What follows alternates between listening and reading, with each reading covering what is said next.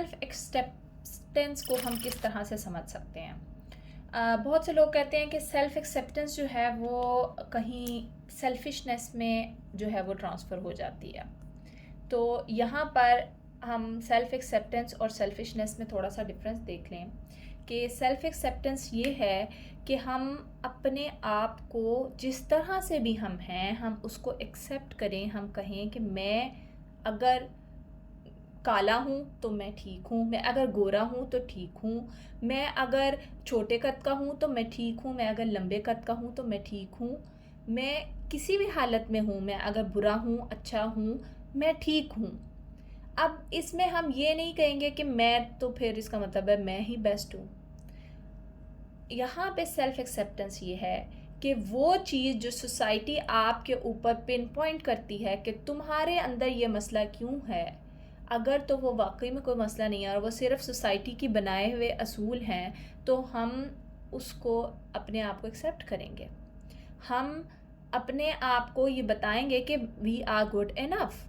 अगर आपके किसी भी तरीके को गलत समझा जाता है तो आप उसको ज़रूर चेक करेंगे कि क्या ये तरीका दीन में ठीक है कि गलत है। आपके पास स्केल एक इतना प्यारा मौजूद है। आपने अपने हर अमल को, आपने अपने हर चीज़ को, आपने अपने काले गोरे लंबे ऊंचे हर चीज़ को आपने ये देखना है कि क्या इस्लाम में इसका क्या मयार है।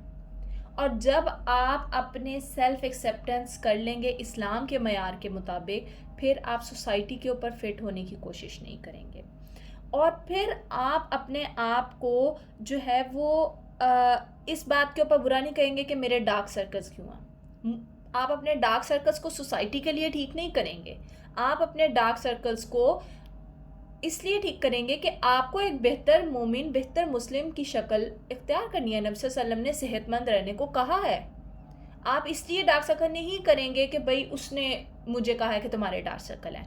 आप अपने आप को इसलिए पतला नहीं करेंगे, अपना वेट लॉस इसलिए नहीं करेंगे कि कोई जी शादी आ रही है या लोग मुझे बुरा कहते हैं मोटा होने पर तो मैं कर लूँ। आप पतला इसलिए होंगे कि नबी सल्लल्लाहु अलैहि वसल्लम ने कहा है कि अपने आप को ये मतलब मत मोटा होने दो या मत छोड़ो अपने आप को। तो इन ये मयारात होंगे ना जिस वक्त आपके, तो आप अपने आप को एक्सेप्ट करने लग जाएंगे। क्योंकि हमें अल्लाह के सामने असल में एक्सेप्टेंस चाहिए, हमें लोगों के सामने एक्सेप्टेंस नहीं चाहिए।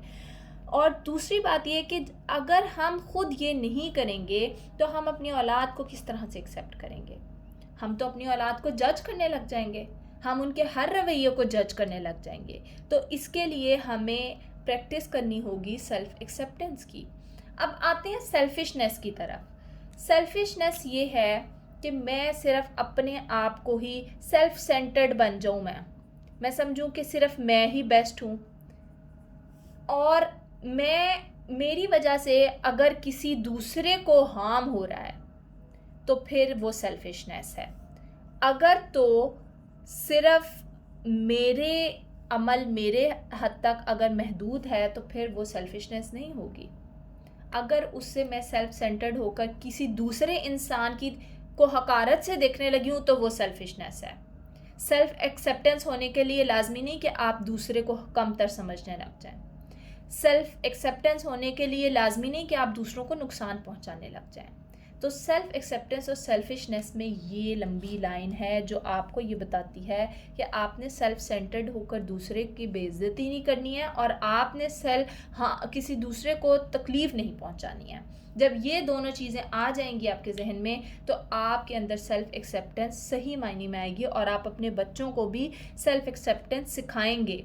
और इसमें सबसे बड़ा पॉइंट जो आता है वो ये आता है कि आप अपने बच्चे को ये सिखाएंगे कि बेटा हम इम्परफेक्ट हैं, हम परफेक्ट नहीं हैं। और जब आप इम्परफेक्शन को गले लगाना शुरू कर देते हैं तो फिर आपके अंदर कॉम्प्लेक्सेस नहीं आते। क्योंकि देखें इस दुनिया में कोई भी मुकम्मल नहीं है। मैं बार बार ये बात कहती हूँ कि हमें बेहतरी की तरफ जाना है, हमें मुकम्मल होने नहीं जाना। आप अपनी पर्सनल ग्रोथ ज़रूर करें लेकिन आप फिर भी इम्परफेक्ट ही रहेंगे। अगर आप ज़िंदगी के किसी चीज़ में परफेक्शन की तरफ जा रहे हैं और ग्रोथ कर रहे हैं इसका मतलब ये नहीं है कि आप कुल हो गए हैं। कुल सिर्फ अल्लाह की ज़ात है।